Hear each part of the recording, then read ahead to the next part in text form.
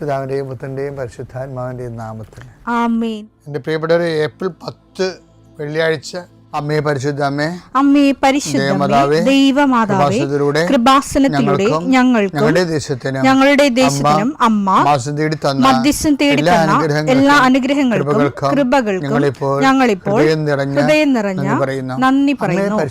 അമ്മേ പരിശുദ്ധമ്മേ, ദൈവമാതാവേ, 2004 ഡിസംബർ 7 ഉച്ചകഴിഞ്ഞ് 2:30 കൃപാസനത്തിൽ സംഭവിച്ച അമ്മയുടെ പ്രത്യക്ഷപ്പെടലിനെ തിരുസഭയ്ക്ക് സമർപ്പിച്ചിരിക്കുന്ന പഠനരേഖകളുടെ മേൽ സഭാത്മകമായ പഠനം ആരംഭിക്കുവാൻ ഞങ്ങൾ പ്രാർത്ഥിക്കുന്നു.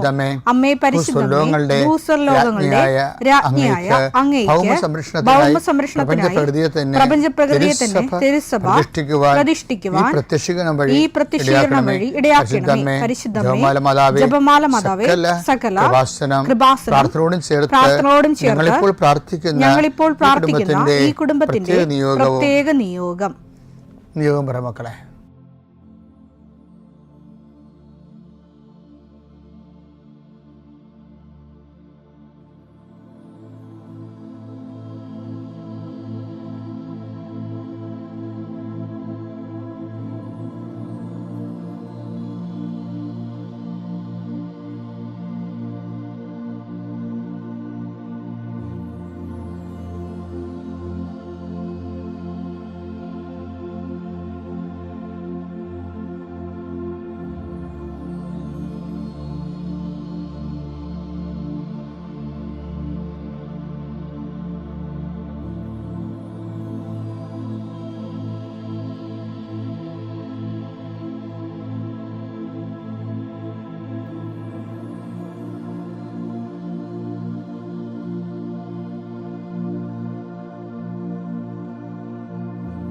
അമ്മയുടെ പ്രത്യക്ഷീകരണത്തിന്റെ ഈ അനുഗ്രഹവേളയിൽ ഞങ്ങൾക്ക് സാധിച്ചു തരുവാൻ കനിയണമേ. ആമേൻ. വിശ്വാസ പ്രമാണം.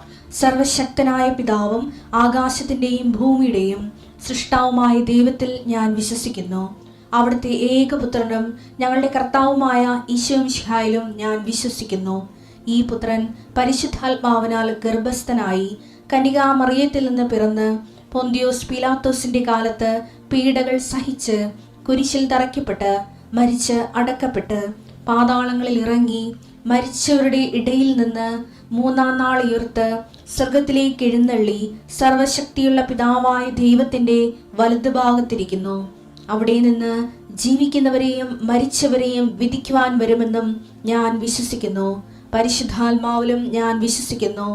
വിശുദ്ധ കത്തോലിക്കാ സഭയിലും പുണ്യവാന്മാരുടെ ഐക്യത്തിലും പാപങ്ങളുടെ മോചനത്തിലും ശരീരത്തിന്റെ ഉയർപ്പിലും നിത്യമായ ജീവിതത്തിലും ഞാൻ വിശ്വസിക്കുന്നു. ആമേൻ. സുഖസ്ഥനായ ഞങ്ങളുടെ പിതാവേ, അങ്ങയുടെ നാമം പൂജിതമാകണമേ. അങ്ങയുടെ രാജ്യം വരണമേ. അങ്ങയുടെ തിരുമനസ് സ്വർഗത്തിലെ പോലെ ഭൂമിയിലും ആകണമേ. അന്നു വേണ്ടുന്ന ആഹാരം ഇന്ന് ഞങ്ങൾക്ക് തരണമേ. ഞങ്ങളോട് തെറ്റ് ചെയ്യുന്നവരോട് ഞങ്ങൾ ക്ഷമിക്കുന്നത് പോലെ ഞങ്ങളുടെ തെറ്റുകൾ ഞങ്ങളോടും ക്ഷമിക്കണമേ. ഞങ്ങളെ പ്രലോഭനത്തിൽ ഉൾപ്പെടുത്തരുതേ, തിന്മയിൽ ഞങ്ങൾ രക്ഷിക്കണമേ. ആമേൻ. നന്മ നിറഞ്ഞ മറിയമേ, സ്വസ്തി. കർത്താവ് അങ്ങയുടെ കൂടെ സ്ത്രീകളിൽ അങ്ങ് അനുഗ്രഹിക്കപ്പെട്ടവളാകുന്നു. അങ്ങയുടെ ഉദരത്തിൻ ഫലമായി ഈശോ അനുഗ്രഹിക്കപ്പെട്ടവനാകുന്നു. പരിശുദ്ധ മറിയമേ, തമ്പുരാന്റെ അമ്മേ, പാപികളായ ഞങ്ങൾക്ക് വേണ്ടി ഇപ്പോഴും ഞങ്ങളുടെ മരണസമയത്തും തമ്പുരാനോട് അപേക്ഷിക്കണമേ. ആമേൻ. കർത്താവേ, നിന്റെ ഉന്നതമായ നാമത്തിന് സ്തോത്രം ചെയ്യും. കർത്താവേ, നിന്റെ വിശുദ്ധ പൗരോഹിത്യത്തെ മഹത്വപ്പെടുത്തണമേ. കർത്താവെ, സഭയിലുള്ള സാന്നിധ്യം പ്രകടമാക്കണമേ. 40 വർഷം ഞാൻ അർപ്പിച്ച കൃപാന്റെ യുഗതിയാൽ കൃപാസ്ഥാനത്താറെ ജീവനോടെ പ്രത്യക്ഷപ്പെട്ട മാതാവിൻ്റെ മാധ്യസ്ഥ ഇന്ന് അങ്ങയുടെ മക്കളെ പ്രാർത്ഥന കൂടുന്ന എല്ലാ മക്കൾക്ക് വേണ്ടി പ്രാർത്ഥിക്കുകയാണ്. കർത്താവെ, മനസ്സ് വേദനിക്കുന്ന എല്ലാ വിഷയങ്ങളും, അവരുടെ മനസ്സ് വേദനിപ്പിക്കുന്ന എല്ലാ വ്യക്തികളും ഇപ്പോഴും ഈശോയുടെ നാമം നിർവീര്യമാകട്ടെ.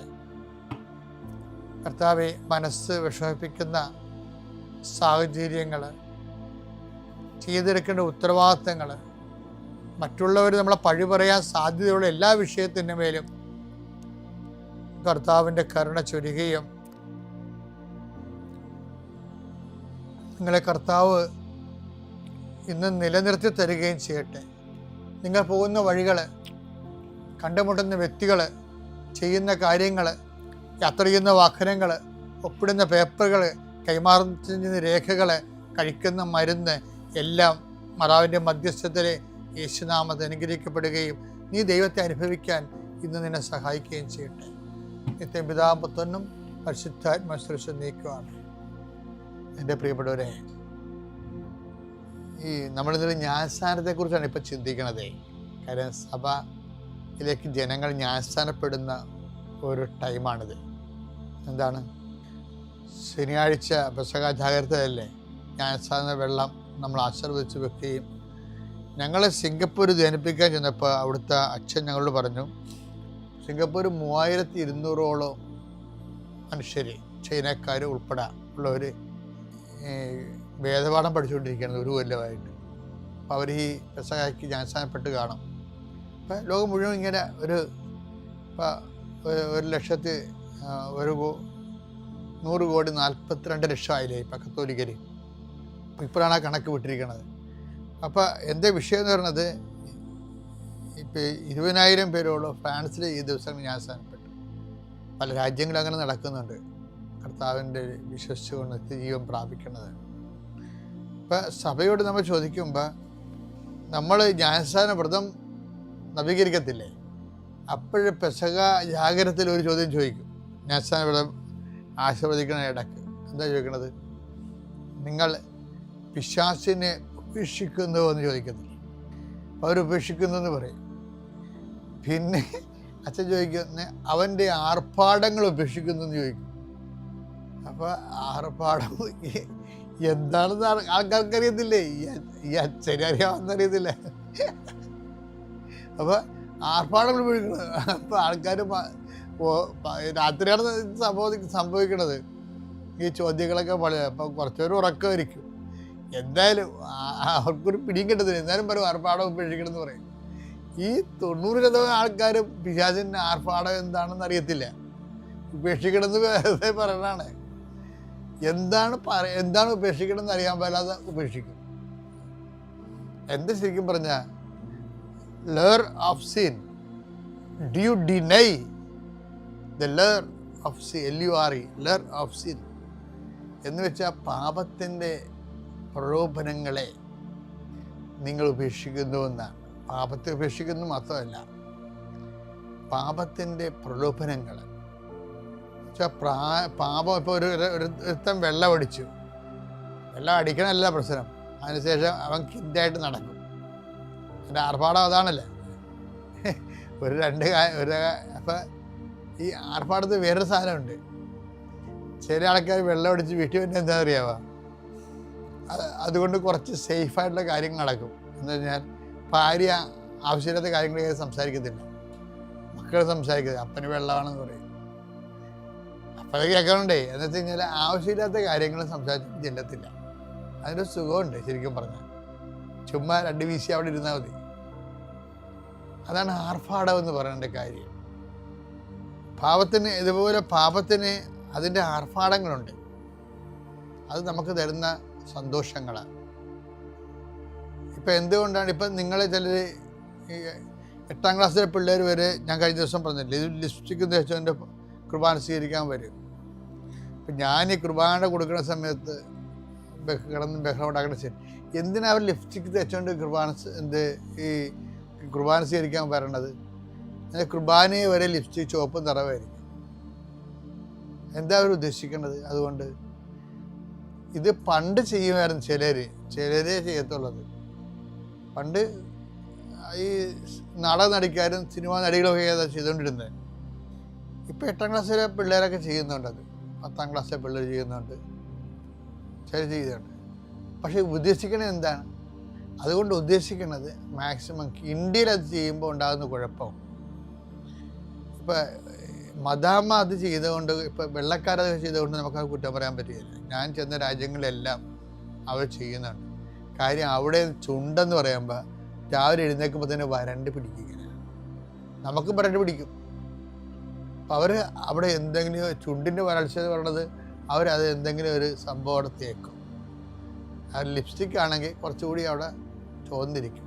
പക്ഷെ എന്നാ പറ്റിയ വെച്ചാൽ മുഖം വേറെ ചുണ്ട് വേറെ ആയിട്ടിരിക്കും. അതാണ് പ്രശ്നം. മുഖം വേറെ ചുണ്ട് വേറെ ആയിട്ടിരിക്കും. പിന്നെ അവർ കണ്ട് അതിൻ്റെ അകത്തൊരു ഇരിക്കണുണ്ട്. പക്ഷേ ഇന്ത്യക്കാരൻ ആ പ്രശ്നങ്ങളൊന്നുമില്ല. ഇവിടെ ആരുടെയും ചുണ്ട് വരണ്ട് പോകത്തൊന്നുമില്ല. ഇവിടെ എന്തിനാ? മറ്റുള്ളവർ നമ്മളെ കാണാൻ വേണ്ടിയാണ്. ആമ്പിള്ളേർ നമ്മളെ കാണാൻ വേണ്ടിയും അത് നല്ലതാണല്ല, സൂപ്പറായിരിക്കണമല്ല, ക്യൂട്ടാണെന്നല്ല എന്നൊക്കെ പറയും. അതിനാണ് ഈ ആർഭാടങ്ങളെന്ന് പറയുന്നത്. ലർ ഓഫ് സിൻ. നിങ്ങളെ പിശാചിനെ ഉപേക്ഷിക്കുന്നു, അവൻ്റെ ആർഭാടങ്ങൾ ഉപേക്ഷിക്കുന്നു. അതിൻ്റെ അകത്ത് എല്ലാം വരും. നമ്മുടെ ബോഡി പാർട്ടുകൾ മറ്റുള്ളവർക്ക് കാണുന്ന രീതിയിൽ, എന്നിട്ട് നമ്മൾ അതിലൂടെ അവരുടെ ആകർഷണം നമ്മൾ വാങ്ങിച്ചെടുക്കുന്നതിലൂടെ ഉണ്ടാകുന്നതെല്ലാം പാപത്തിൻ്റെ ആർഭാടങ്ങളാണിതെല്ലാം. ഇതെല്ലാം ഉപേക്ഷിച്ചിട്ടാണ് നമ്മൾ ക്രിസ്തുവിനെ സ്വീകരിക്കുന്നത്. ഇതെല്ലാം ഉപേക്ഷിച്ച് നമ്മൾ ക്രിസ്തുവിനെ സ്വീകരിക്കും. ഇതുപോലെ തന്നെ ഒരു വിഷയമാണ് വിശ്വാസത്തിനും ആർഭാടങ്ങളുണ്ടാകും. വിശ്വാസത്തിൻ്റെ ആർഭാടം എന്ന് പറയുന്നത് ഞാൻ ഇന്നലെ പറഞ്ഞതാണ്. വിശ്വാസത്തിൻ്റെ ആർഭാടം എന്ന് പറഞ്ഞാൽ എൻ്റെ ഭൗതിക സാഹചര്യവും ആത്മവിശ്വാസം ജനിപ്പിക്കുന്ന ഭൗതിക സാഹചര്യമാണ് വിശ്വാസത്തിൻ്റെ ആർഭാടം. ഇപ്പം ഉദാഹരണത്തിന് വിശ്വാസത്തിൻ്റെ ആർഭാടം ദൈവം ചിലപ്പോൾ എടുത്ത് മാറ്റും. നല്ല കറക്റ്റ് വിശ്വാസം വർക്കൗട്ട് ചെയ്യാൻ വേണ്ടി വിശ്വാസത്തിൻ്റെ ആർഭാടം എടുത്ത് മാറ്റും, ഭൗതിക സാഹചര്യം എടുത്ത് മാറ്റും. ഇപ്പം പത്രോസ് ദേവാലയത്തിൽ പോകത്തില്ലേ? അതാ വിശ്വാസം അനാർഭാടമായിട്ടാണ് പോണത്. ദേവാലയത്തിൽ വിശ്വാസമുണ്ട്, ആ വിശ്വാസത്തിന് ആർഭാടമില്ലാതെയാണ് പത്രോസ് കയറി പോണത്. പ്രവർത്തനം 3:6. പത്രോസ് പറഞ്ഞു, വെള്ളിയോ സ്വർണമോ എന്റെ കയ്യിലില്ല, എനിക്കുള്ളത് ഞാൻ നിനക്ക് തരും. അതാ, വെള്ളിയുമില്ല സ്വർണവുമില്ല, ഭൗതിക സാഹചര്യങ്ങളൊന്നുമില്ല വിശ്വാസത്തിൻ്റെ. കട്ടൻ ചായ കുടിക്കാൻ കാശ് ഞാൻ ഇന്നലെ പറഞ്ഞില്ല, അതാണ്. പക്ഷേ തനി വിശ്വാസം വർക്ക് ചെയ്യണത് not by merit but by grace എന്ന് പറഞ്ഞ പോലെ. പണ്ടിത് പഠിപ്പിച്ച ഇയാളാ ഈ പത്രോസിനെ കർത്താവ് ഒരു മീൻ കരുനന്തനില്ലാത്ത കടലിൽ വലറിയാൻ പഠിപ്പിച്ചപ്പോഴും പത്രോസ് ഇത് പറഞ്ഞു, എൻ്റെ കയ്യിൽ ഈ കടലിൽ മീനില്ല, ഈ കടലിൽ കരുനന്തം പോലും ഇല്ല. അത് തന്നെയാണ് ഇപ്പോൾ ഇയാൾ പറയണത്. പൊന്നോ വെള്ളിയോ എൻ്റെ കയ്യിലില്ല. അന്നും പുള്ളി കയ്യിലില്ലാഞ്ഞ കാര്യം പറഞ്ഞു, കടലില്ലാഞ്ഞ കാര്യമാണ് പറഞ്ഞത്. ഈ കടലിൽ കരുനന്തം പോലും ഇല്ല, വലിയ മീനുമില്ല, ചെറിയ മീനുമില്ല. എങ്കിലും നീ പറഞ്ഞത് കൊണ്ട് ഇവിടെ അതാണ് സംഭവിക്കുന്നത്. ഇവിടെയും വിശ്വാസത്തെ ഭൗതിക സാഹചര്യങ്ങൾ വെട്ടിമാറ്റിയിട്ട് അനാർഭാടമായിട്ട് ജീവിക്കേണ്ടി ഒരു അവസരം വന്നിരിക്കുകയാണ്. പറയുന്നത് പൊന്നോ വെള്ളിയോ എൻ്റെ കയ്യിലില്ല, പക്ഷേ എൻ്റെ കയ്യിലൊരാളുണ്ട്, നസ്രായനായ യേശുവിൻ്റെ നാമത്തിൽ നീ എഴുന്നേറ്റ് നടക്കാൻ. എന്തെല്ലാം സംഭവം ഉണ്ടായാലും, പണം പോയാലും ആരോഗ്യം പോയാലും, നമ്മുടെ കയ്യിൽ നിന്ന് ചിലപ്പോൾ പണം പോവും, നമ്മൾ കടക്കാരാവും, ചിലപ്പോൾ ആരോഗ്യം പോവും, പക്ഷേ ക്രിസ്തു ഒരിക്കലും പോകത്തില്ല. ഞാൻ പണ്ട് ഇതിനേക്കാൾ ആരോഗ്യവാനായിരുന്നു. എനിക്ക് ഭക്ഷണങ്ങളൊക്കെ പലതും അത്യവാണി നിങ്ങളോട് പറഞ്ഞിട്ടുണ്ട്. കിഡ്നിയുടെ കുറേ പ്രോബ്ലം ഉള്ളതുകൊണ്ട് പറഞ്ഞിട്ടുണ്ട്, നിങ്ങളോടെല്ലാം പറഞ്ഞിട്ടുണ്ട് ഞാൻ. പക്ഷേ നോക്കിയേ, ചിലപ്പോൾ ആരോഗ്യം പോവും, പക്ഷെ ക്രിസ്തു പോകത്തില്ല. ഈ അനാരോഗ്യകരമായ സാഹചര്യത്തിലാണ് ഞാൻ ഈ 12 രാജ്യങ്ങളിൽ സുവിശേഷ വേല ചെയ്തിരിക്കുന്നത്. അതെന്താ കാര്യം? പൊന്നും വെള്ളിയും നമ്മുടെ കയ്യിൽ നിന്ന് പോകും, പക്ഷെ ക്രിസ്തു പോകത്തില്ല. അപ്പം നിങ്ങൾക്ക് എന്തെങ്കിലും കടം വന്നു, അല്ലെ പരീക്ഷ തോറ്റു, അല്ലെ കെട്ടിയ കല്യാണം പറഞ്ഞു വെച്ച കല്യാണം പോയി, അല്ലെങ്കിൽ പറഞ്ഞു വെച്ച വിസ പോയി, അല്ലെങ്കിൽ വിസ കിട്ടിയില്ല എന്ന് വിചാരിച്ചുകൊണ്ട് ക്രിസ്തു നിങ്ങൾക്കൊന്നും പോകത്തില്ല. അതുകൊണ്ട് നിങ്ങൾ ആരും ഇങ്ങനെയുള്ള സാഹചര്യത്തിൽ ഡൗൺ ആകരുത്. എന്തെങ്കിലും നഷ്ടപ്പെട്ടെന്ന് വിചാരിച്ചുകൊണ്ട് ഉടനെ ഡൗൺ ആവരുത്. അപ്പോൾ സന്തോഷമായിരിക്കണം. എന്തെല്ലാം നഷ്ടപ്പെട്ടു, ഉറ്റവർ പോയാലും ഉടയവർ പോയാലും പോകാത്ത ഒരാളാണ് ക്രിസ്തു. ആ ക്രിസ്തു നിൻ്റെ കൂടെ ഉണ്ട്, അത് ഓർത്തേക്കണം. അവൻ്റെ കൂടെ നമുക്ക് ജീവിക്കാം, അതിജീവിക്കാനും പറ്റും. പിതാവിൻ്റെയും പുത്രൻ്റെയും പരിശുദ്ധാത്മാവിൻ്റെയും നാമം.